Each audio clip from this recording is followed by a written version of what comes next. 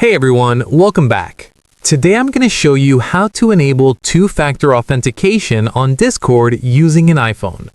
First, open the Discord app on your iPhone. Next, tap the gear icon near the bottom of the screen to open settings. From the settings menu, tap My Account. Now, tap Enable 2FA off. Discord will prompt you to set up an Authenticator app.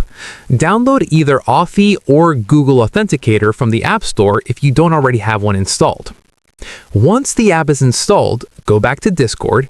You can either scan the QR code shown on the screen using the Authenticator app or manually enter the setup key.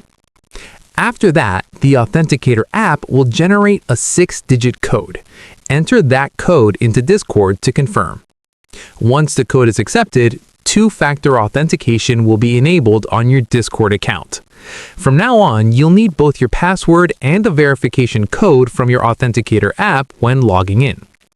And that's how you enable two-factor authentication on Discord.